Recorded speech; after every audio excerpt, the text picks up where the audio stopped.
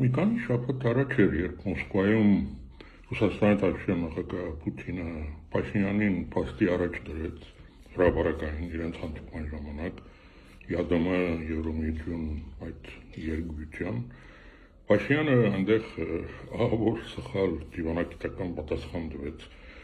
երբ ասեց, որ գիտեք ինչ, այնքան ժամանակ որ հագասություն չկա, առաջան մեզ վեր շարունակենք, հետո կնայենք։ Կերտ ասած 7-րդ դասարանի ուսանողը երևի թե նման պատասխան չեն դար, ավելի պատկերավոր ասեմ, էլի կենցաղից ամուսնացած ես, կինդ հայտնաբերում է թե սիրուհի ունես ու քեզ փաստի առաջ է դնում, միգուցե ներում ասում է, բայց ընտրություն արա, եւ դու ասում ես, գիտես ինչ, թե չգիտեմ սիրուհին հետ կամուսնանա թե չէ, հələ որ այսպես հակասություն չկա, շարունակենք միասին ապրել, հետո որ ինքը որոշի, ես կորոշում։ Ահավոր սխալ պատասխան, ոչ դիվանագիտական, նորից եմ մտնում 7-րդ դասարանի ուսանող երևի թե այդպիսի պատասխան չեմ տար։ Գիտեք, այն ժամանակ ես մի վահ մտածեցի, երևի թե այդ մթնոլորտի մեջ Փաշինյանը թեև անակնկալի եկավ, այլ պատասխան չուներ, հիմա այդպես ասեց, բայց որ 2 օր առաջ լրագրողներ եւ նորից այդ կապակցությամբ Փաշինյանին հարց տվեցին, նույն պատասխանը տվեց։ Գիտեք ինչ, երբեք Փաշինյանը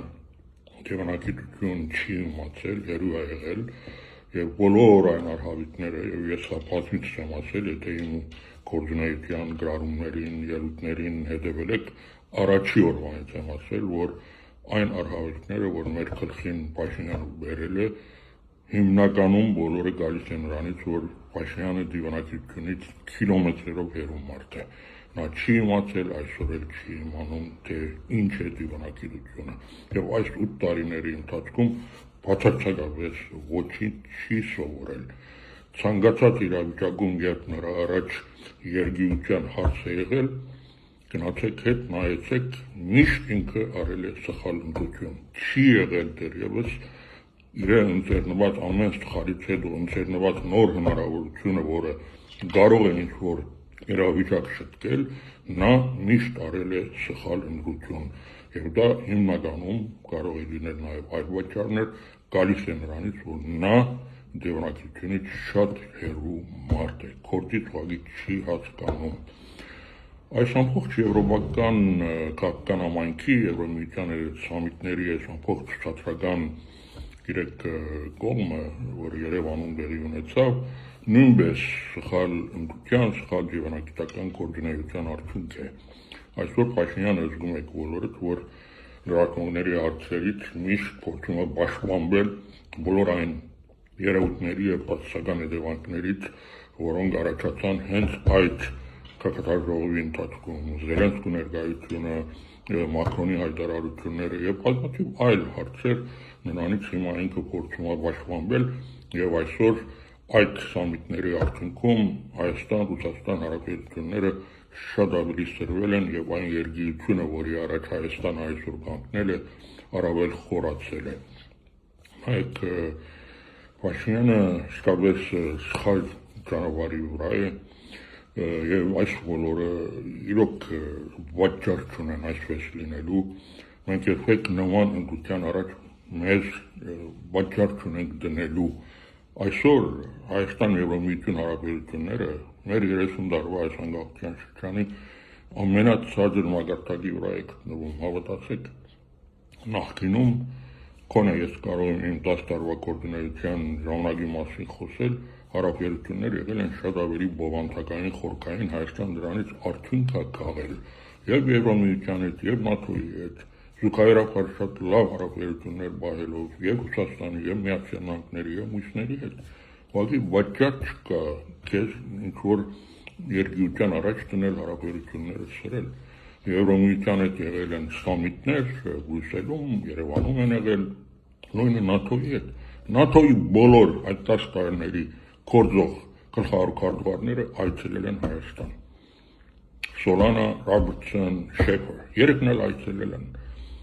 Եվրոմիության հետ եղել են բազմաթիվ սամիտներ, հանդիպումներ։ Գործնական արդյունքներ են եղել, նյութական օգնություն է եղել, ներդրում է եղել, Հայաստանը ունեցել է առևտրային հարաբերություններ։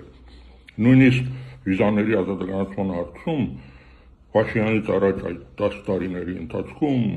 մեր ժամանակ ՍԵՊԱ-ի ստորագրությամբ շատ ավելի մեծ հնարավորություններ է եղել։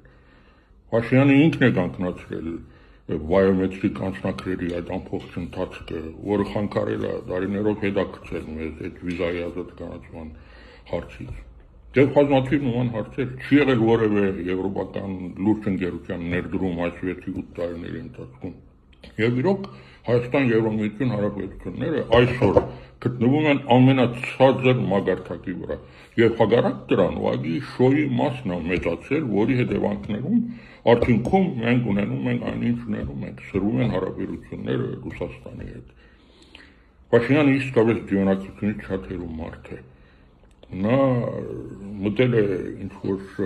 տարբեր տեսակ գործարքների մեջ, որից իսկապես ինքը արդեն հնարավորություն ունի դուրս գալու։ Դրա միակ լուծումը իսկապես Փաշինյանի հեռանալն է եւ դրա հնարավորությունը մենք շուտով ես կարծում եմ, որ ունենալու ենք։ Նայեք Փաշինյանը երբ ասում է, եթե չնդրվեն պատերազմ կլինի, բացարձակ սուտ է, բացարձակ իսկապես, եւ դա նույնիսկ ես կարծեմ նման խնդիր դնելը դա արդեն քրեականորեն ես կարծում եմ վաճառի պետք է լինի իսկապես, երբ որ դու քո ժողովրդին նման սպառնալիքի առաջ ես դնում, առանց որևէ լուրջ հիմնավորման, չկա հաղթող ուժերի, հնարավոր հաղթող ուժերի ծրագրերում որևէ բան, որը կարող է որևէ մեկի մտքում կասկած առաջացնի, որ նրանց հաղթանակը կարող է պատերազմի կամ նման հետևանքների բերել։ Նա բացարձակ սուտ է։ Բայց մյուս կողմից բացարձակ իրականություն է, որ եթե Փաշինյանը ընտրվի, Հայաստանի տնտեսական վիճակը շատ ավելի ծանր է լինելու։ Դրա հիմնավոր ավացույցը կա հենց Պուտինի Ռուսաստանի նախագահի վերջի հայտարարությունը։ Մոռանանք Մոսկվայի ասածը, վերջերս նպատակային շատ սուր հարցը դրել է այդ երկիրությունը եւ Փաշինյանի ընտրության դեպքում ակնհայտ է, որ մենք ունենալու ենք շատ լուրջ տնտեսական, անվտանգային, էներգետիկ խնդիրներ, որը պատշտական է ազդելու մեր ժողովրդի առօրյա կյանքի վրա։